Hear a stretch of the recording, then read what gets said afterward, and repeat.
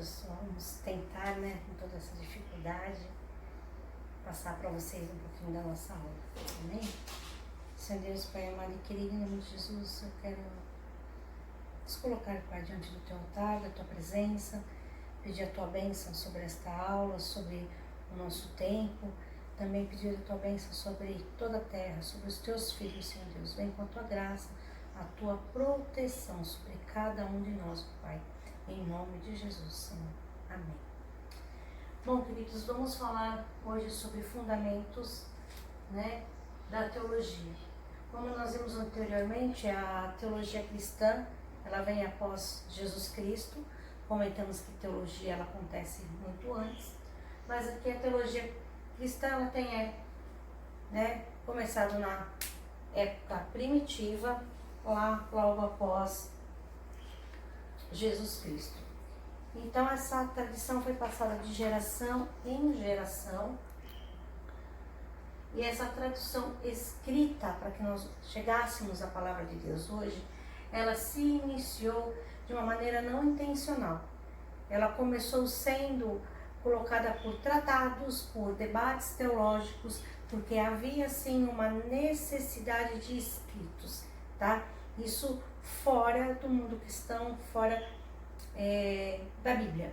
Depois sim, automaticamente ela foi redigida assim como textos e documentos bíblicos. Esse conjunto de livros escritos para a Bíblia, esse conjunto de documentos, ele passou a se chamar de Biblon, tá? Primeiro Biblos no singular e Biblion no plural, onde hoje nós temos a nossa Bíblia, né?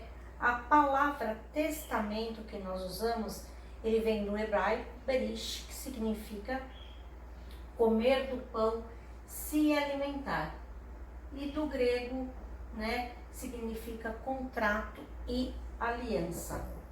Então nós temos os primeiros escritos, tá? Aqui em papiro. Vamos lembrar que papiro naquela época era algo muito caro. Então geralmente quem era, usava assim, quem era o retentor do papiro, geralmente era mais os egípcios, porque o papiro era muito caro. Então, nós também temos escritas em tablets, em que você tem o tablet de Elba, com alguns relatos, sobre Moisés. Então, ou seja, a escrita ela foi se adaptando à necessidade do homem e à necessidade da palavra de Deus ela ser fundamentada. Então, lembrando, o papiro realmente era muito caro. Nós temos sim um rolo de papiro, nós vemos, lá o começo do Pentateuco escrito em rolos de papiro, mas não era a única forma, Era encontrado em forma de argila, e aqui nós temos um deles. Em pedras também, aqui está faltando um pedaço da pedra, daqui para baixo uma pedra bem grande, é um código de Hammurabi, da leis dos sumérios, que a gente também encontra falar muito desse povo na palavra do Deus. Então aqui nós temos um desenho, na verdade, um faraó sentado, e aqui todo, as suas leis. Então, ou seja, a palavra de Deus sempre foi, sempre será comprovada de uma maneira ou outra. As pessoas falam, mas não tem como provar a Bíblia? Tem sim, querido. A Bíblia é verdade e às vezes as pessoas tentam não prová-la, mas nós temos como provar todos os tempos. Uma outra coisa que nós temos que ver na palavra de Deus, o que ela nos traz dentro das suas escrituras. Deus expõe dentro da escritura a sua exigência moral, espiritual e o caminhar do povo, como o povo deve segui-lo, Então nós temos isso dentro da palavra. A palavra de Deus é a sua revelação e nos traz a exigência moral, espiritual e a maneira que nós devemos seguir.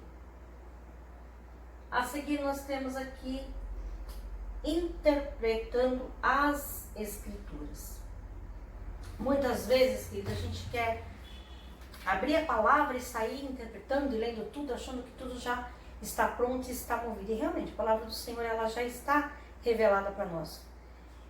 Mas aqui nós precisamos de ter uma análise correta de cada texto bíblico, de quando a gente vai estudar, olhar traduções, Lembra, a primeira aula nós pegamos traduções diferentes, versículos que tinham uma linguagem diferente, mas a sua essência da palavra de Deus, ela é única e ela é a mesma. Por que a gente fala procurar ler, estudar? Para que não haja distorção. Porque às vezes a pessoa pega um texto fora do contexto e gera o pretexto para falar o seu próprio achismo. Mas a nossa base sempre é a palavra de Deus, né? Então nós temos que aprender a interpretar, né, a Bíblia de uma maneira correta, tá? E buscar formas e fontes confiáveis quando nós nos referimos a alguma coisa em relação à palavra de Deus. Nós temos aqui também o teocentrismo, que nós cremos de uma maneira teocêntrica, ou seja, Deus é o centro de tudo, tá? Quando nós falamos sobre teocentrismo, nós temos um único Deus.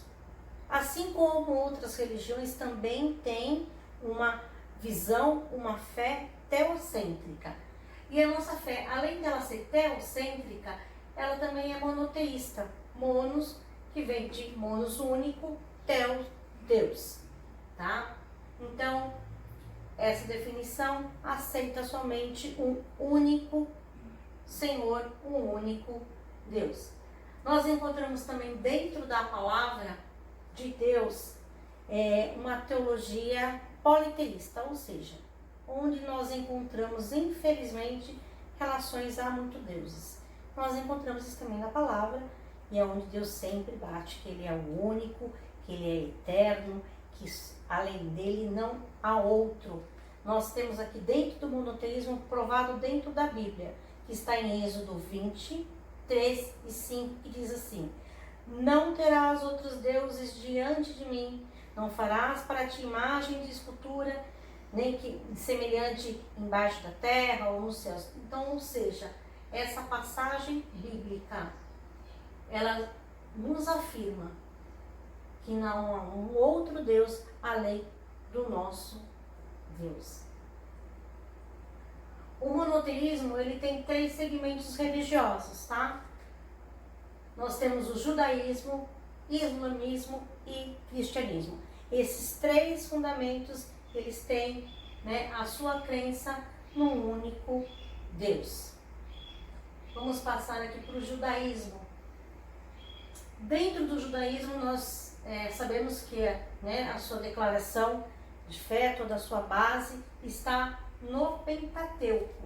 E dentro dos judeus nós temos várias vertentes, dentro do próprio judaísmo. Nós temos aqui os judeus ortodoxos, tá? Que nós carinhosamente muitas vezes chamamos de os pretinhos, porque eles se vestem de preto, né? Os seus cachinhos. O que eles são? Eles são extremamente tradicionais. Eles guardam os ritos, eles guardam tudo exatamente, né, como eles têm lá no Pentateuco, tá? Seguem a Torá, o Talmud.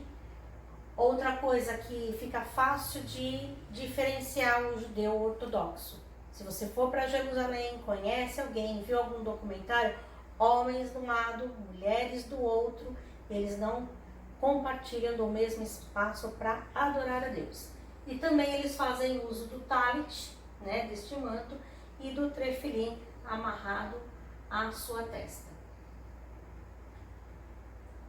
Depois dos ortodoxos, nós temos os conservadores. O que são os conservadores? Eles também seguem esta mesma linha, né? Eles guardam as suas tradições, mas eles se adaptaram, vamos dizer assim, às novas regras. Umas delas homens e mulheres compartilham o mesmo espaço e eles já admitem mulheres como rabinas. Essa daqui é a Fernanda da Lanternic, da congregação, né, israelita paulista. Então, ou seja, eles, né, já abriram aí um espaço um pouquinho maior dentro da sua própria vertente.